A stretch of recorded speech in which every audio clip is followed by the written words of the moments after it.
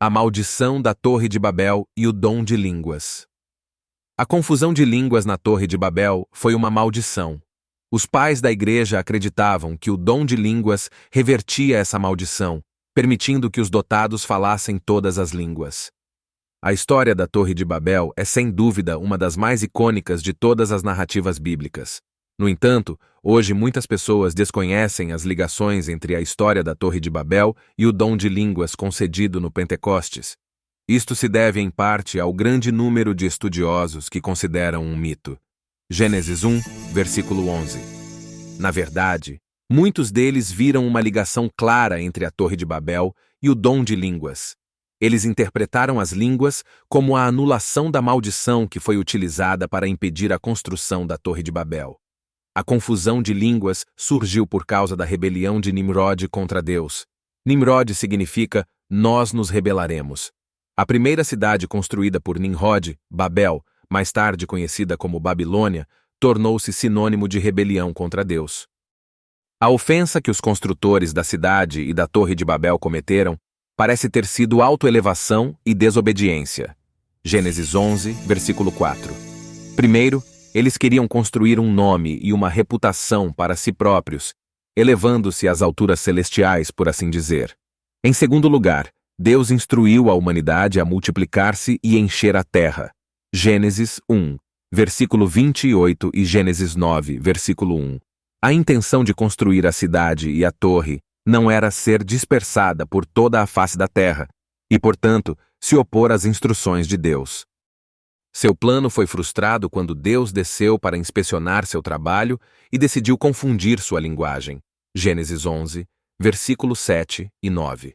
Esta confusão de linguagem quebrou a unidade da humanidade, mas foi necessária porque eles se uniram para se oporem a Deus.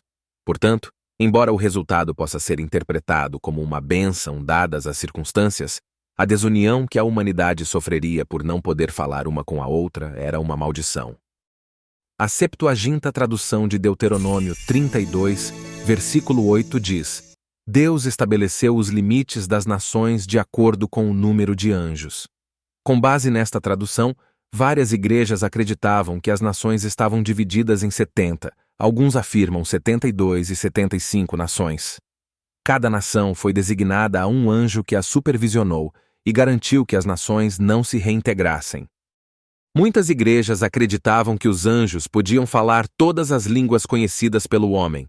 Filástrio escreveu: certamente é uma virtude angélica conhecer as línguas de todos os homens.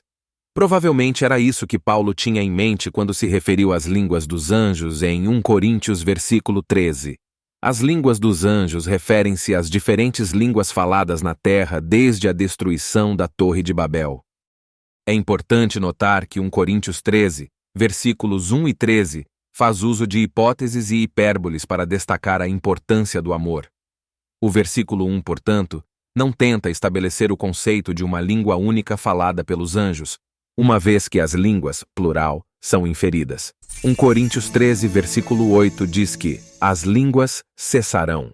Se a segunda vinda proclamar um retorno ao estado linguístico que existia antes da Torre de Babel, todas as nações falarão novamente uma língua e as mesmas palavras. Gênesis 11, versículo 1. As línguas, plural, podem muito bem cessar e tornar-se novamente uma língua única e comum.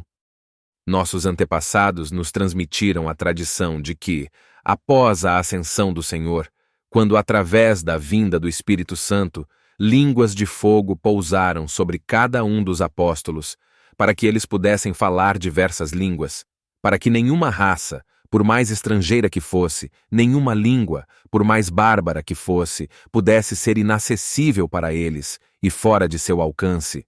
Eles foram ordenados pelo Senhor a irem separadamente às diversas nações para pregar a palavra de Deus.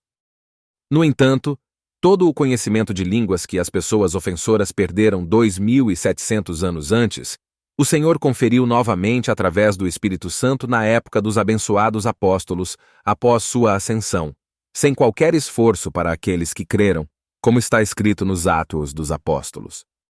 Certamente, é uma virtude angélica conhecer as línguas de todos os homens. No entanto, pela fé em Cristo, sem nenhum esforço, o conhecimento de todas as línguas foi dado aos crentes. Assim como lemos que o Espírito Santo ensinou os apóstolos, da mesma forma também, os gentios que creram no Senhor como Cristo, o Salvador, receberam o conhecimento de todas as línguas, de modo que quando chegou a hora de Pedro, Paulo e os outros ensinarem as pessoas que falavam muitas línguas pelo Espírito de Deus, e essas pessoas ouviram e ficaram maravilhadas e creram em Cristo, pois viram que o conhecimento das línguas era dado sem aprendizagem. É maravilhoso o que Deus faz. E você o que acha dessa passagem bíblica? Deixa um comentário. Nos vemos no próximo vídeo. Deus abençoe tu e tua casa.